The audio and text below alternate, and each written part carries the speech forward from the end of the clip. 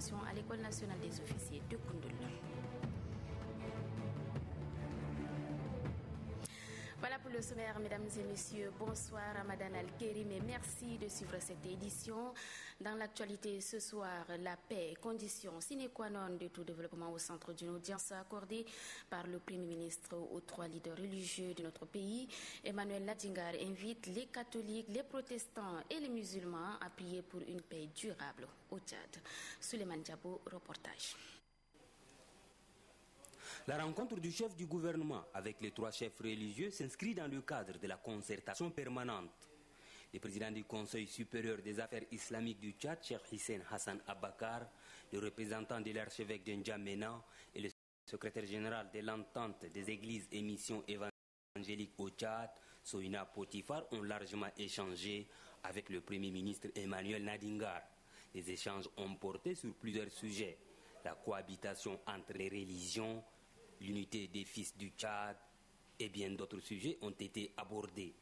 Le Premier ministre a saisi l'occasion pour demander aux musulmans, aux protestants et aux catholiques de multiplier les prières pour une paix sociale au Tchad. Le Premier ministre nous a donné quelques informations qui nous permettent de rendre grâce à Dieu parce que le Seigneur veille sur notre pays. Et il nous a aussi donné quelques informations qui constituent des sujets de prière pour nous permettre de continuer à intercéder en faveur de notre pays. Le chef du gouvernement a par ailleurs souhaité un bon début du mois saint du Ramadan à tous les musulmans. Pour pérenniser la paix au pays, les 3 religions sont invitées à sensibiliser leurs fidèles pour une cohabitation pacifique. Les travaux de la réunion ministérielle Tchad et Nigeria ont débuté ce vendredi à N'Djamena. Les 2 États entendent à travers cette rencontre d'échange renforcer leurs liens de coopération sur le plan sécuritaire et économique. Le point avec Doba Robert. 7 mois après la rencontre de travail entre le chef de l'État Idriss Déby Itno et son homologue du Nigeria Goodluck Ebele Jonathan, les 2 pays entendent mettre en œuvre les résolutions issues de cette rencontre. Celle-ci porte sur les questions sécuritaires, la liaison entre les 2 pays par la voie aérienne, routière et ferroviaire. La promesse faite par le chef de l'État Idriss Déby Itno aux opérateurs économiques nigériens quant à leur implication dans les investissements au Tchad n'a pas été occultée. Les 2 États entendent mettre en place des cadres légaux régissant le commerce et les investissements. Toutes ces résolutions vont inévitablement garantir la sécurité des personnes et des biens et assurer leur libre circulation. Sur le plan sécuritaire, les 2 pays se disent conscients de l'insécurité qui obstrue le chemin du développement socio-économique sur le continent africain. La cohésion sociale est mise en mal, excluant ainsi tout dialogue comme vecteur principal de la paix et du développement. Le gouvernement tchadien suit de près toutes ces activités malveillantes qui se déroulent dans les pays africains frères, les condamne sans réserve. Il déplore et condamne les menaces et la violence qu'exerce le secte Boko Haram sur le Nigeria et qui continue à endeuiller les familles et à déstabiliser la tranquillité des populations. C'est pour ce faire, il est tout à fait disposé à apporter un soutien total pour un renforcement de coopération en matière de sécurité entre le Tchad et le Nigeria afin de l'adapter à la situation actuelle. Pour le secrétaire d'État nigérien aux affaires étrangères, le Tchad et le Nigeria ont de grandes potentialités qui peuvent être mutuellement exploitées. Et le présent processus de négociation et de formalisation des accords permettra aux 2 pays de lutter contre la pauvreté. À l'issue des travaux, la secrétaire d'État aux affaires étrangères s'est dit satisfaite des travaux abattus par les participants. TDB Ruth invite les 2 États à la mise en œuvre effective des points débattus. Elle est au micro de Doba Robert. La coopération avec le Nigeria revêt un cadre tout particulier de par l'histoire et le voisinage. Messieurs les ministres, Mesdames, Messieurs les experts tchadiens, nos 2 délégations ont eu depuis hier de longues séances de travail. Elles ont travaillé jusqu'au petit matin. C'est dire tout le sérieux que nos experts ont mis dans l'examen des dossiers vitaux de notre coopération bilatérale. La sécurité, le transport, Le commerce et les investissements sont les secteurs clés de cette coopération et pour lesquels nous venons de clôturer les accords. Ce faisant, nous avons agi conformément aux orientations données par leur Excellence Idriss Déby Itnou et Goodluck Jonathan. Plus que les accords, il nous est demandé de travailler à leur mise en œuvre. C'est ce à quoi j'invite les ministres tchadiens et nigérians en charge de ces secteurs de notre coopération. Avant de terminer, je voudrais rendre hommage à nos experts qui ont passé une nuit blanche pour parvenir à ces résultats. À vous-même, à la délégation qui vous accompagne, je souhaite donc un très bon retour au Nigeria. Je déclare la réunion ministérielle Tchad-Nigeria close. Voilà la secrétaire d'État aux Affaires étrangères TDB Ruth à l'issue de la réunion ministérielle Tchad de Nigeria. Les cadres du ministère de l'Agriculture et de l'Irrigation étaient en retraite durant 2 jours. Une rencontre qui leur a permis, autant pour moi c'est plutôt une audience accordée par le ministre de l'Agriculture et de l'Irrigation, Dime Adoum, à l'ambassadeur de l'Australie au Tchad avec résidence à Paris. Les 2 personnalités ont fait le tour d'horizon de la situation agricole au Tchad. L'Australie entend donc apporter sa modeste contribution dans le domaine agricole et partager ses expériences avec le ministère en charge de l'agriculture selon l'ambassadeur. Les programmes de formation des techniciens tchadiens en vue de renforcer la sécurité alimentaire étaient également au centre des échanges. Voilà, donc je le disais, une rencontre de retraite des techniciens du ministère de l'Agriculture et de l'Irrigation a lieu ici à N'Djamena durant 2 jours. Une rencontre qui leur a permis de penser d'une part sur les rapports d'audit institutionnel réalisés par la cellule de réflexion du ministère et d'autre part de revoir l'organigramme du département. À l'issue de cette retraite, donc, le ministre de l'Agriculture et de l'Irrigation a fait un point de presse pour livrer les conclusions des travaux. Il est au micro de Saint-Tiche Mantar. Concernant l'Agence nationale de lutte anti-acridienne, il y a nécessité de redynamiser cette agence. En l'occurrence, il faut renforcer la gouvernance de l'ANLA et l'améliorer. Concernant l'ONDR, il y a nécessité de renforcer la décentralisation et l'autonomie des régions de développement rural. Notamment, il y a nécessité d'adaptation de l'ONDR aux évolutions de son environnement. Il est nécessaire de mettre en place et rendre opérationnel et de validation scientifique de l'ITRAD. Notamment, il faut rendre fonctionnelles les entités déconcentrées de l'ITRAD, en l'occurrence les centres régionaux de recherche et les fermes d'appui. Concernant la SODELAC, il y a nécessité de partager les acquis et les résultats de la SODELAC avec les décideurs politiques et le grand public. Notamment, il faut tenir compte de la programmation des activités futures de développement de la SODELAC, de la fragilité des écosystèmes de la région du lac. En ce qui concerne l'ONASA, l'Office national de sécurité alimentaire, il y a nécessité de respecter la fonctionnalité des textes organiques de l'ONASA, en l'occurrence la gouvernance, le comité de suivi. En ce qui concerne l'organigramme, le débat a porté sur les modifications apportées répondant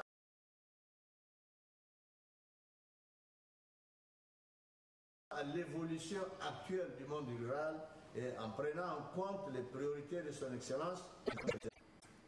Ils sont toujours dans le même ordre d'idées pour parler de la réception des périmètres aménagés de la région du Mayukébi-Est. La cérémonie présidée par le gouverneur Jules Mbaïgouto s'est déroulée en présence des responsables du programme national de sécurité alimentaire PENESA et des techniciens du département en charge de l'agriculture. Le point avec Ali Ibrahim Suleiman. À Kim, dans le département de Mayo-Bonnet, le programme national pour la sécurité alimentaire a réceptionné provisoirement 1200 hectares d'aménagement hydro-agricole pour garantir la sécurité alimentaire dans la localité. Le gouvernement tchadien a mobilisé à travers ce programme d'importantes ressources en vue d'améliorer la qualité de production agricole. Le directeur de génie rural Abdul Mahal Alizar a souligné que les surfaces irriguées tout récemment répondent aux besoins réels des producteurs. Pour le chef de canton de Kim, ce geste patriotique pourra enrayer la faim dans la région et garantir une sécurité alimentaire. Le Programme national pour la sécurité alimentaire, qui a pour vocation d'appuyer toutes sortes d'activités agricoles en milieu rural, a mis les bouchées doubles depuis le début de l'année. C'est pourquoi les autorités administratives et traditionnelles de Kim se travaux. En réceptionnant ces ouvrages, le gouverneur de Moyen-Kobi-Est, Jules Mbaïgoto, a remercié le chef de l'État qui a lancé la campagne d'irrigation de 20 000 hectares dans la localité.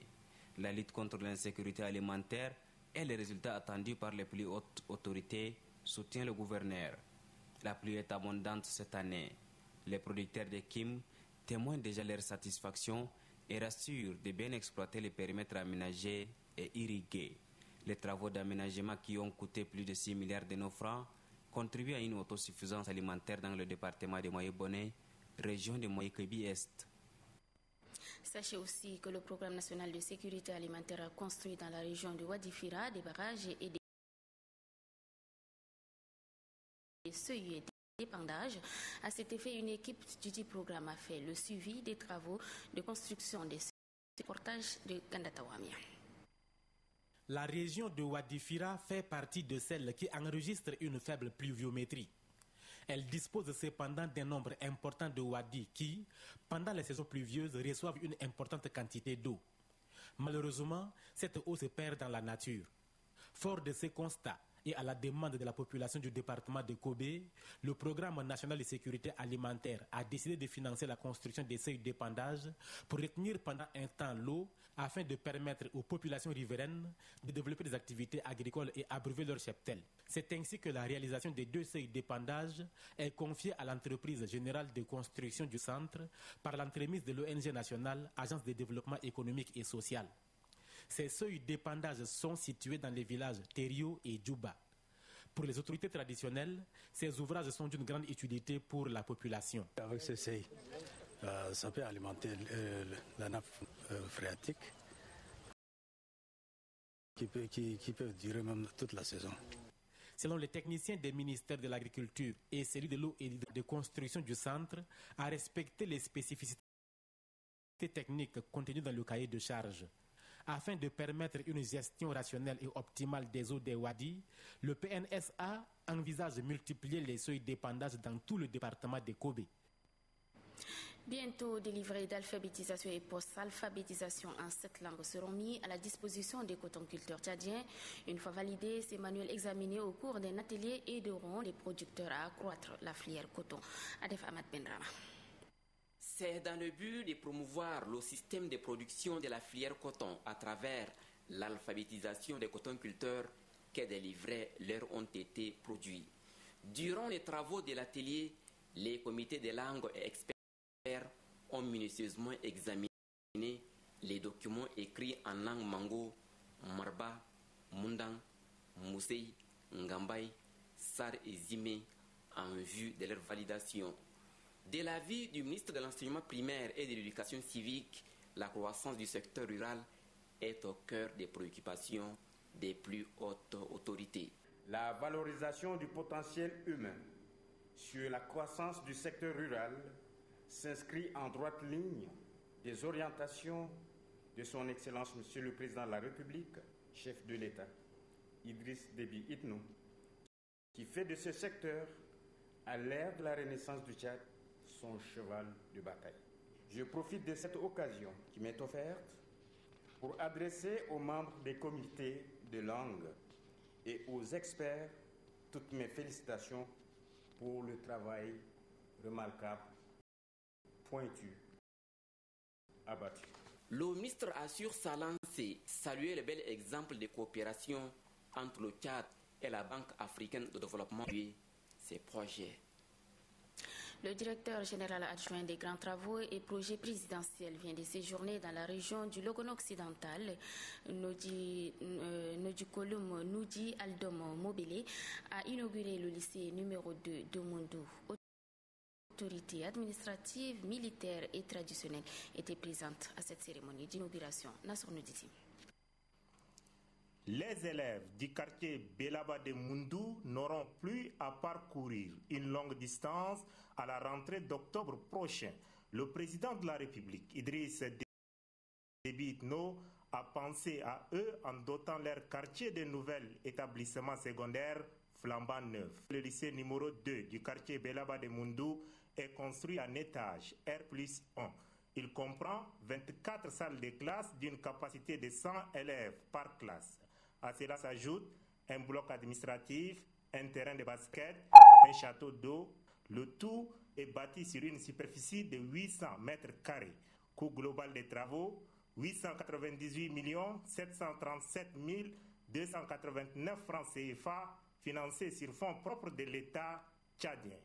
Plusieurs allocutions ont marqué la cérémonie d'inauguration. Toutes ont un seul dénominateur: remerciements et forte reconnaissance au chef de l'État, Idriss Déby Itno, qui a pensé aux enfants de Mundou en mettant à leur disposition ces joyaux.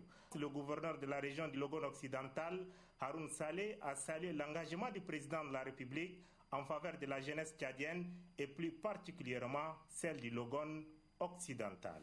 Le directeur général adjoint des grands travaux et projets présidentiels, Djikolom Nodialdom Mobele, a félicité l'entreprise attributaire du marché pour la qualité du travail abattu avant d'exhorter le délégué de l'éducation pour la région du Logone occidental à prendre soin des bâtiments.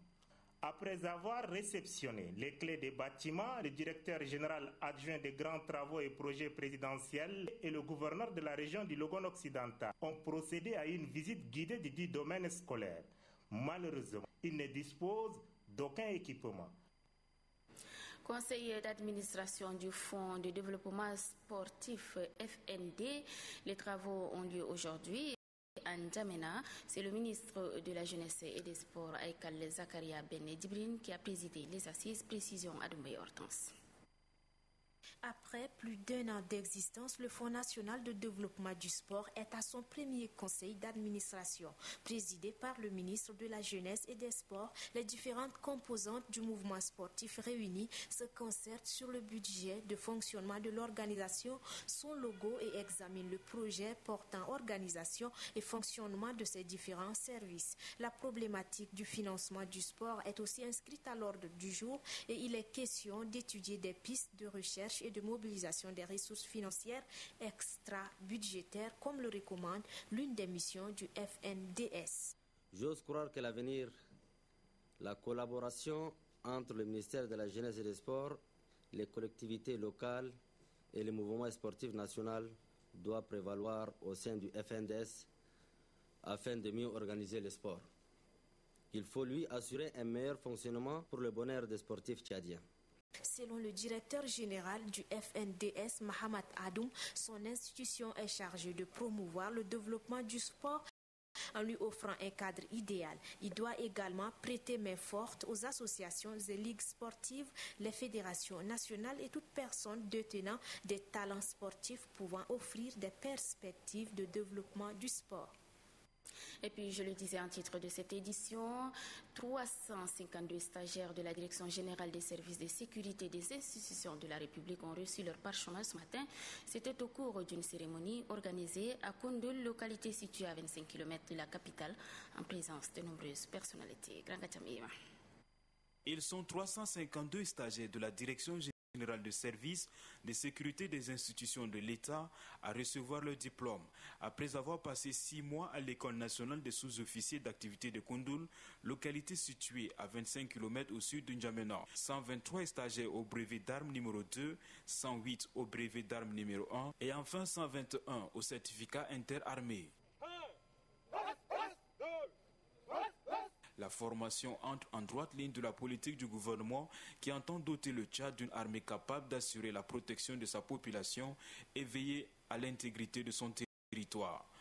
Ces différentes formations ont pour but de solidifier la formation des sous-officiers et permettre aux stagiaires d'acquérir des savoir-faire et savoir-être nécessaires pour l'exercice des responsabilités au grade respectif d'adjudant-chef d'adjudants et de sergents-chefs. La formation des stagiaires de la Direction générale des services de sécurité des institutions de l'État permet d'avoir des hommes intermédiaires entre les officiers et les hommes de rang, sans lesquels la machine de l'armée ne peut véritablement fonctionner. Parlons à présent santé. La réunion transfrontalière des programmes nationaux d'éradication du ver de Guinée vient de s'achever au Novotel la Tchadienne. Il s'agit au cours de cette rencontre de lever les barrières frontalières qui constituent un frein au contrôle des maladies au niveau de la région. Le point des travaux avec Adoumbe Hortense.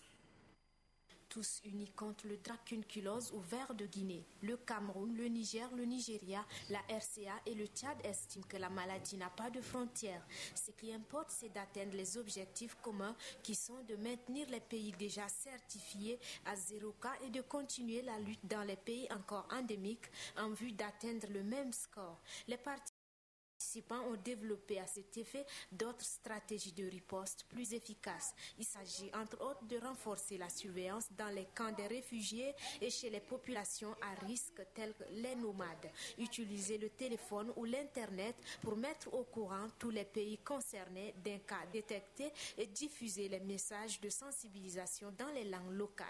Les pays promettent également soutenir les actions visant à approvisionner les populations rurales en eau potable. Le bilan de cette réunion est jugé positif par le chef du département de la santé publique.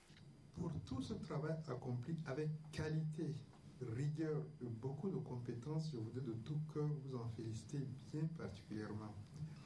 Je suis convaincu que les gouvernements de nos pays respectifs s'approprieront ces plans d'action issus de vos travaux. Ce nouveau plan élaboré contre le ver de Guinée sera finalisé par les pays ici représentés et transmis à l'OMS d'ici fin juillet pour sa mise en œuvre. Une opération de plantation d'arbres dans les Wadis vient d'être lancée officiellement à Mao, chef-lieu de la région du Kanem. Cette opération vise à lutter contre l'ensablement des Wadis. Un reportage de Devoir Robert. Le Fonds des Nations Unies pour l'agriculture et l'alimentation FAO appuie de concert avec le programme alimentaire mondial PAM le pouvoir public dans la lutte contre l'insécurité alimentaire. Une lutte qui passe par l'exploitation des terres cultivables.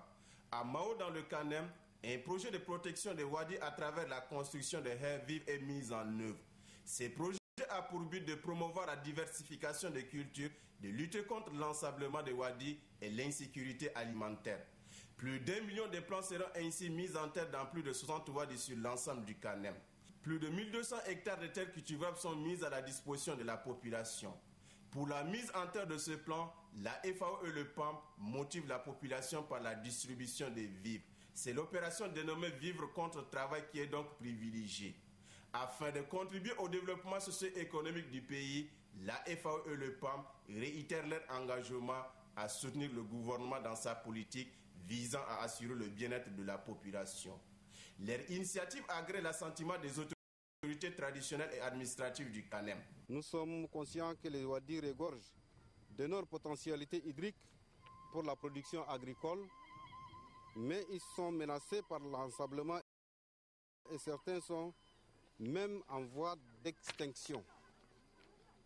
C'est pourquoi je tiens à encourager toutes les initiatives prises dans le cadre de la protection de nos wadis.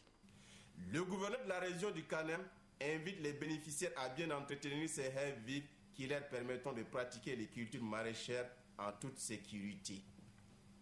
Après l'installation officielle de la nouvelle équipe dirigeante de la mairie de N'Djamena, la première adjointe au maire Hadji Itir Déby Itno partage sa joie avec son électorat. Elle a organisé hier une soirée de réjouissance dans le 10e arrondissement de la capitale. Ghislain Tchani Koudou. Hadji Itir Déby célèbre le triomphe de la démocratie avec ses électeurs, car le choix porté sur elle par la population du 10e arrondissement lors des dernières élections communales, une première dans l'histoire du Tchad, marque le couronnement de cette démocratie. J'ai promis de revenir vers vous, même si je ne suis pas élu. Vous m'avez élu et me voici parmi vous, a dit Hadji Itir Déby tout en remerciant cordialement tout son électorat. Elle a promis de ne pas trahir la confiance placée passé en elle. Cette cérémonie de réjouissance, dont l'organisation est présidée par le député Fakina, a vu la présence du vice-président du groupe parlementaire MPS et du maire du 10e arrondissement. Les représentants des bureaux de soutien au mouvement patriotique du salut, invités pour la circonstance, ont réitéré leur soutien au premier maire adjoint Hadji Itir Déby. Clôturant la cérémonie, la secrétaire générale de la commune de N'Djamena, Mme Mariam Djimé Ibet, a dit qu'après les réjouissances, l'heure est désormais au travail. Elle exhorte la population à soutenir le maire et les chefs des carrés et quartiers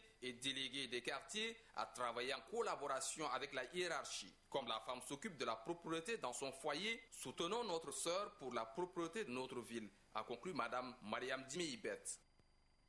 Et puis une journée de salubrité a lieu ce vendredi dans le 6e arrondissement de la capitale. C'est une initiative du maire nouvellement élu de cet arrondissement, Mamata Hassan Banko. Nous retrouvons Ghislain Tanikoudou. C'est une première opération d'assainissement qu'organise le nouveau maire du 6e arrondissement après son installation. Mohamed Hassan Banko a donné le coup d'envoi de cette journée de salubrité au quartier Moursal. Il est entouré pour la circonstance de quelques maires d'autres arrondissements de la capitale. Après le coup d'envoi, le maire du 6e arrondissement, Mohamed Hassan Banko, a fait un tour dans le quartier pour encourager les jeunes à sortir massivement, curer les caniveaux et ramasser les ordures. Les jeunes du quartier Paris-Congo, deuxième quartier qui constitue le 6e arrondissement, n'ont pas manqué ce rendez-vous de salubrité. Le maire a félicité toute la jeunesse de sa circonscription pour sa mobilisation. En guise de motivation, Mohamed Hassan Banko a remis quelques enveloppes aux jeunes. Il les exhorte à gagner le pari de la propreté. En remettant ces enveloppes aux jeunes, le maire a souligné que c'est une contribution du ministre de l'Information et de la Communication, Hassan Sila Bakari. Occasion tout indiquée pour Mohamed Hassan Banko de demander à d'autres autorités de lui emboîter le pas. La communauté tchadienne vivant au nord Cameroun vient de mettre sur pied un bureau exécutif, une organisation autour de laquelle s'articulent toutes les activités de la colonie. La cérémonie d'installation s'est déroulée à Kousseri. Le point avec Adam Abdelkader. La représentation de la colonie tchadienne dans le département du Logon et Chari au Cameroun est constituée de 15 membres élus. C'est une équipe dirigée par Ayoub Sahaïroun. Ce bureau exécutif se veut un creuset de promotion de la colonie tchadienne à travers toutes ses activités de développement dans le pays hôte. Le président de ce nouveau bureau exécutif de la communauté tchadienne du Nord Cameroun s'est dit conscient de l'immensité de la tâche qui l'attend. Ayoub Sahaïroun promet mettre tout en œuvre pour rapprocher davantage les Tchadiens entre eux et la communauté avec les Camerounais. Le consul du Tchad auprès du département du Logon et Chari a salué quant à lui les bonnes relations qui existent entre le Tchad et le Cameroun. Pour lui, ce bureau exécutif a pour mission de faire valoir les valeurs tchadiennes. Il invite par ailleurs toute la communauté tchadienne du Nord Cameroun à vivre selon les règles et lois de leur pays hôte. Le bureau exécutif de la colonie tchadienne du Logon et Chari est élu pour un mandat de 3 ans renouvelable. Voilà, mesdames, messieurs, c'est la fin de cette édition. Merci de l'avoir suivi. Très bonne suite de programmes sur Télétchad et sur www.onertv.org. Je vous retrouve encore à 23h30 avec le même plaisir. Bonsoir.